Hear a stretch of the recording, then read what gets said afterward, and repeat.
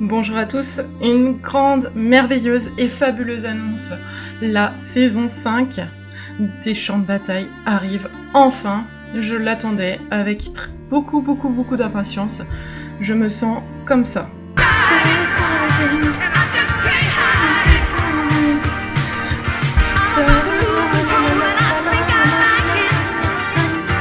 Je ne peux pas cacher ma hype.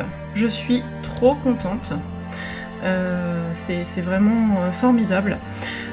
Cette saison 5, il va y avoir plein de nouvelles choses. Je suis trop contente, je peux pas le cacher, c'est fabuleux, c'est merveilleux. Je me posais la question depuis un certain temps de quand est-ce qu'elle allait arriver, cette saison 5. Et ben on a la réponse, ça arrive le 22 août. Alors, avant de commencer, on va commencer dans l'ordre. Il y a un nouveau système qui s'appelle les anomalies, qui ont été annoncées. En fait, les anomalies, elles vont être ajoutées au fur et à mesure, mais il y en aura dès le début. Et ça va être quelque chose qui va avoir lieu au tout début de la partie. En fait, au début de la partie, vous allez avoir une anomalie qui va pop, et il va y avoir un truc aléatoire qui va se passer. Donc par exemple, là, ils en montrent 3. Vous pouvez commencer la partie avec déjà 10 pièces d'or, où tous les héros vont être des Natrius, ou une anomalie avec un niveau de taverne 7. C'est formidable. Mais qu'est-ce que ça veut dire niveau 7? Ça veut dire des nouveaux persos, des nouvelles cartes, et puis des nouveaux serviteurs, et aussi des gros changements. Donc en serviteur de niveau 7, ils nous en ont un petit peu révélé, dont ce fanfaron d'argent, qui a, pour cri de guerre, fait passer l'attaque de ce serviteur aux valeurs les plus élevées du champ de bataille. Il est plutôt fort, il faut avoir des persos gros, mais en même temps, quand on est taverne 7, je pense que ça peut le faire. On a le Papa Ours, qui est le tenant, le patriarche de la maman ours. Alors lui, justement, en râle d'agonie, il invoque 3 mamans ours. Donc, et en plus, quand il est doré, 3 mamans ours dorées. Alors, je pense qu'il est fort, peut-être un peu lent, mais je suis pas si sûre qu'il soit si lent. Parce que du coup, si on a pas mal de bêtes, si on a déjà une maman ours, je pense que ça peut le faire. Franchement, moi, je suis là, j'ai hâte de l'essayer.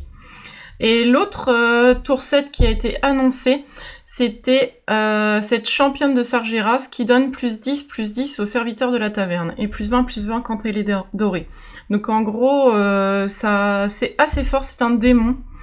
À voir pour EP un peu les démons, moi je trouve ça pas si mal.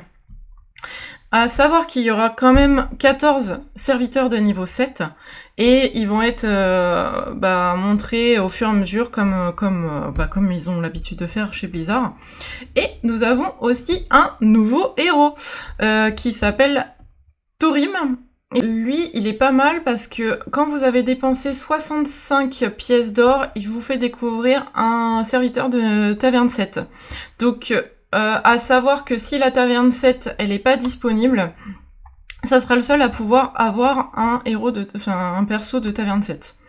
Donc du coup, il va être plutôt fort, surtout s'il n'y a pas l'anomalie qui fait que il n'y a pas de tourcelle. Ça sera le seul à pouvoir le faire. Donc je pense qu'il va un peu sortir du lot. Donc je pense qu'il va sortir un peu du lot. Donc il va y avoir plein de nouveaux serviteurs. Forcément, il y aura aussi des modifications des serviteurs qui sont niveau 1 et 6. Et en fait, il va y avoir en tout 49 serviteurs retirés de la liste et 39 nouveaux serviteurs. Et aussi 11 vieux. Un peu comme avec la dernière mage, par exemple le croco qui est revenu. Et voilà, là il y en a 11 qui vont revenir. J'ai hâte de savoir lesquels.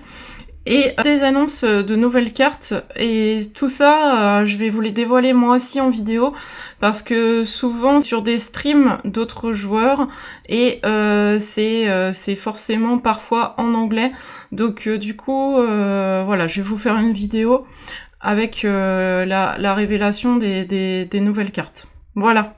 Et je vous dis à bientôt en champ de bataille saison 5, et puis j'ai trop hâte, et puis dès le soir du 22 août où il y aura la mage, vous me verrez en stream. Je vous dis à bientôt.